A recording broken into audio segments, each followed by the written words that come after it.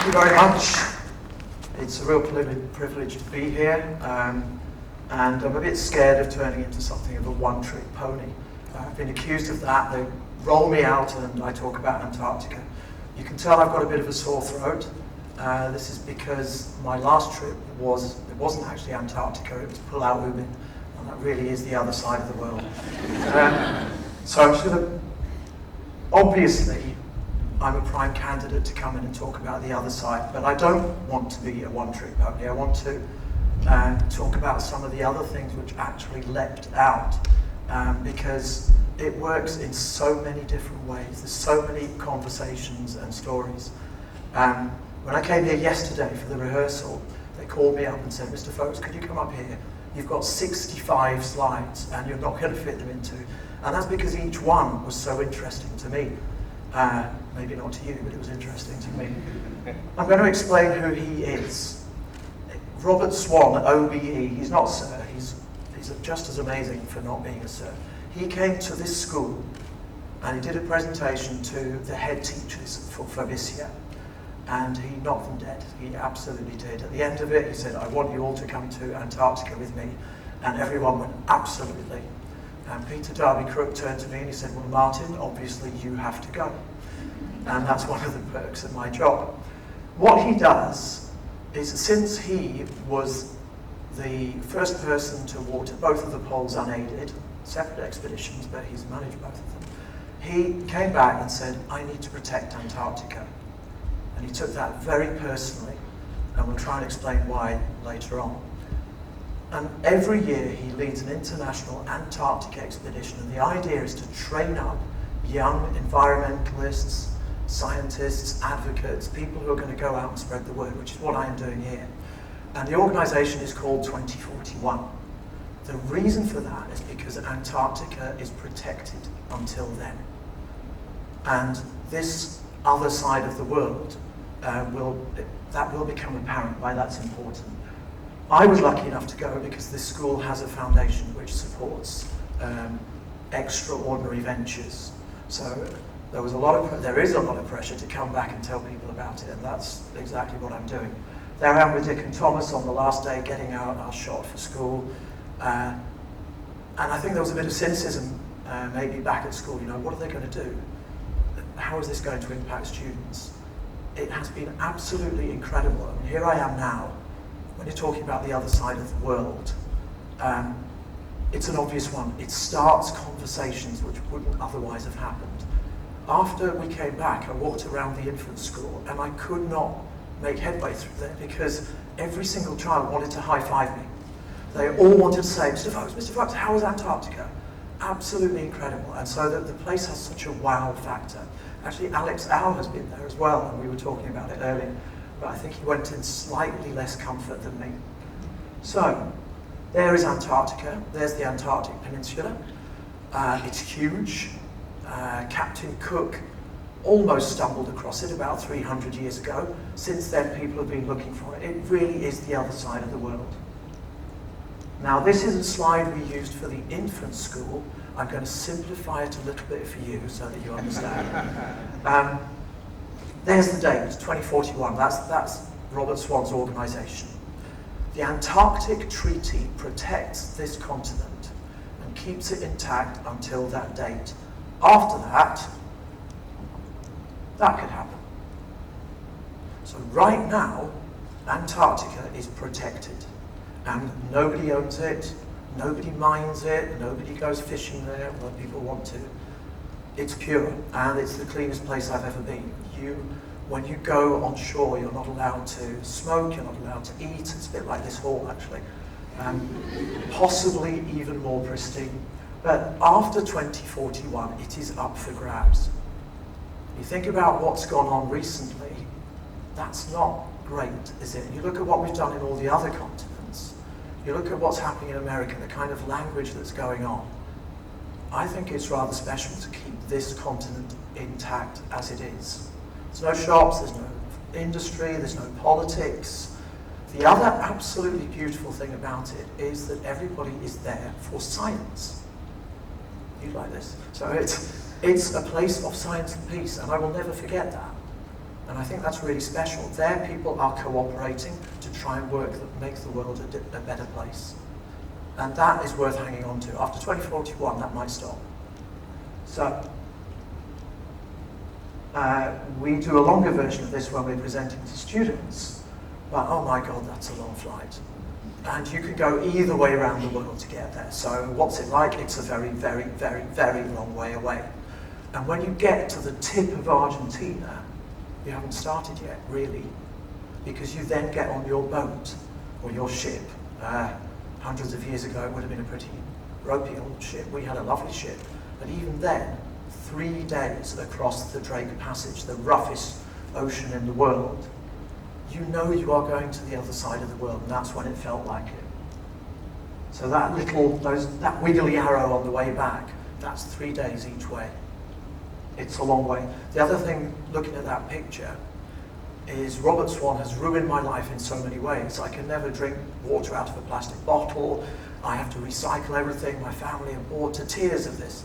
But the other thing is I can't look at that map without my eyes sort of drifting downwards to that whiteness at the bottom. It happens every time.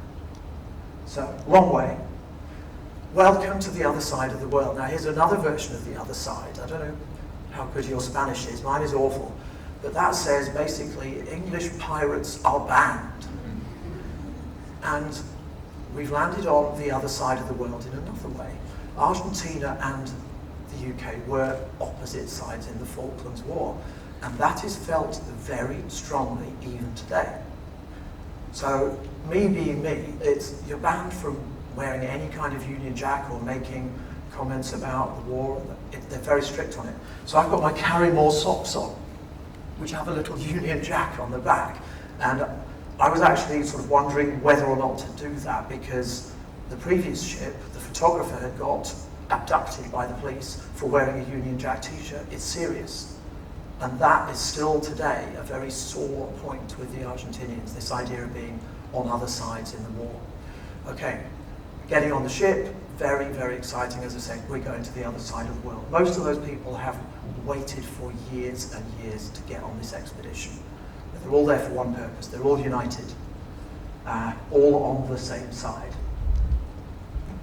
I've just summarised here. I could go into great detail about all of these people, but there's some interesting side-taking there. So obviously Robert Swan is leading the... I've stepped off the carpet. I'm not sure if I'm supposed to. Robert Swan is leading this thing. Obviously, the 2041 team is his team of experts. But he also had, Nigel Payne, who used to run the training for the BBC. He had Matthias, who was the HR director from Adidas. He had a whole group of leadership experts. You then had, if we go down to the middle, you've got Etihad Airways. Now that's an unusual choice for an environmental expedition. Airlines surely are one of the biggest culprits for climate change, for the emissions. So they're there strategically, and I don't think it was a whitewash, a greenwash perhaps. I think they're there to actually learn about the situation and try to do things better. Shell, digging up oil, probably one of the, we may have people who work for Shell here, but Shell actually are one of the biggest contributors to this expedition. And the climate change lectures were delivered by Xavier, a Spanish scientist who works for Shell. Very, very interesting, very, very knowledgeable. Interesting that he would be on this side. I have never ever been with a group of so many people who were so united and so together and so purposeful. Absolutely exhausting, because everyone you sit down next to wants to talk to you about the environment. Sometimes you just want to relax and talk about anything else, but every conversation was really intense. So, I've cut this down so much, you won't believe it. That's the first sight of land, and because of the journey, that was really special. First place we actually landed was Deception Island. Those huge tubs used to hold whale oil. And we don't do that anymore, do we? We now use electricity to light our places from gas or from whatever, but we don't pull loads of huge mammals out of the ocean and carve them up and chuck them into those things. It was a really stark place to, again, it felt like the other side of the world, but because of what used to happen there. We've changed. One of the things that surprised me was how much the history would impact me. So these are the old whaler stations, and very eerie. People lived and worked there. An incredible place. If you want to know about the ice, I can just answer this very quickly. Yes, it is. We sailed off, and the Larsen B ice shelf, this massive shelf of ice, big as England, bigger, it's just broken up and it's floating away. So this pristine place is definitely breaking up, and the ice is diminishing rapidly because of what we do.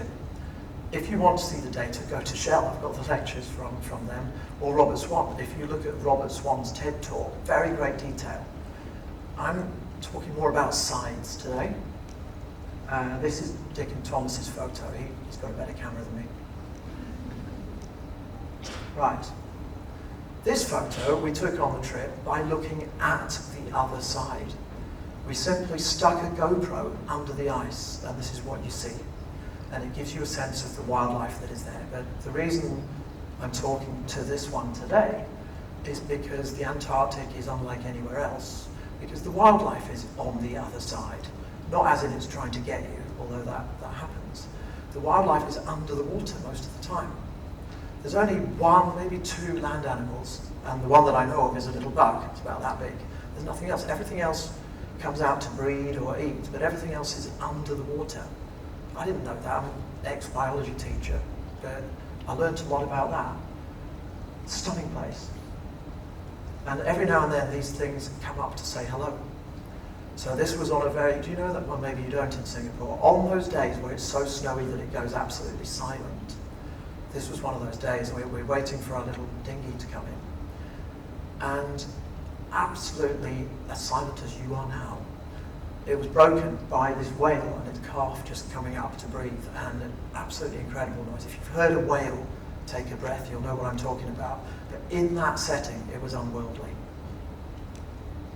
So, more whale shots from Dick and Thomas. People like these creatures, and it's so good to be able to show these. We saw whales every day. Things have changed since those whaler station days. It was bloody cold. It changes, unlike anywhere else I've been, it could change really quickly. So on this day, when we set off on the boats, I'd have been okay like this. The sun came out, it was about 12 degrees. Almost instantly, the weather turned, and that seawater is below freezing, it's -2. And that was going through everything, so everyone's soaked to the skin. The wind, it's horrible. That's an iceberg which has flipped over and is showing us its other side. Right, the other side, history. I mentioned history earlier. What really, really struck me is what a comfortable journey we had, and what it must have been like for people who were there years ago. So we had lectures about the history of Antarctica, and there's a little bit of it there. And what I hadn't realized is that every country had been trying to get down there.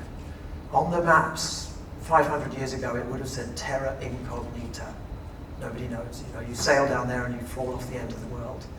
And actually, I was researching something today about, ready for this, I do research, and it said that the Earth is flat and the South Pole does not exist, and the ice that Captain Cook saw in the 1700s is a wall of ice that goes all the way around.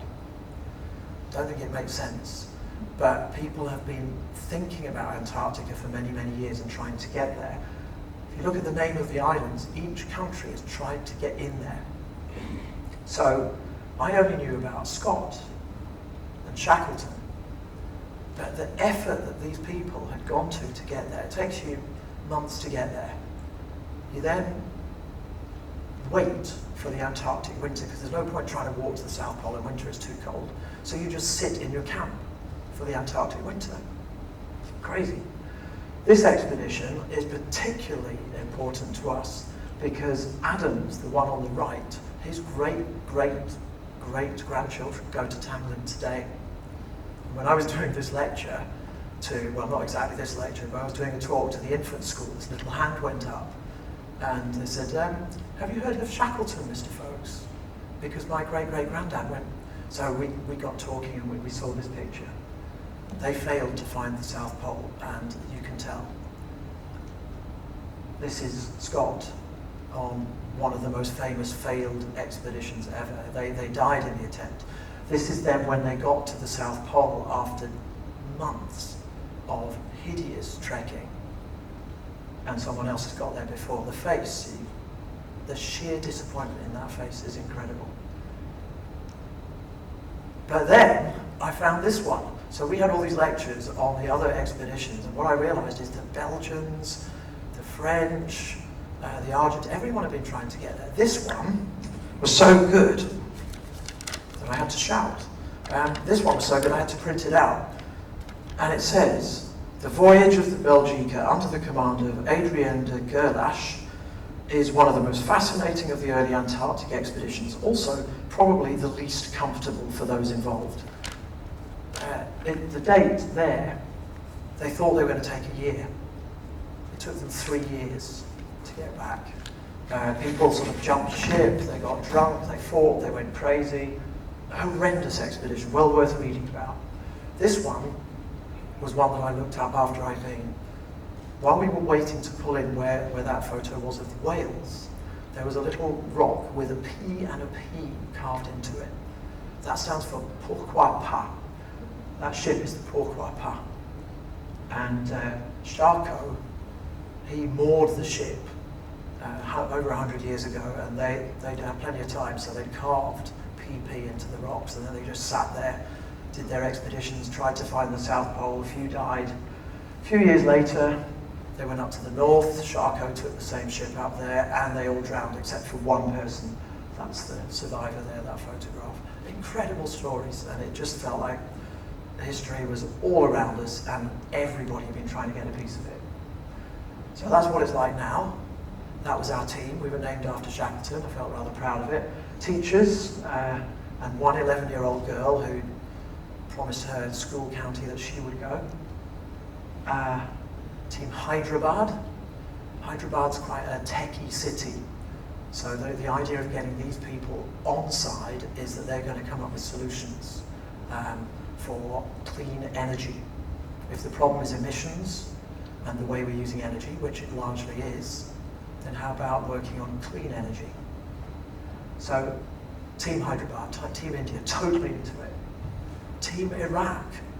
At the beginning I mentioned science and peace.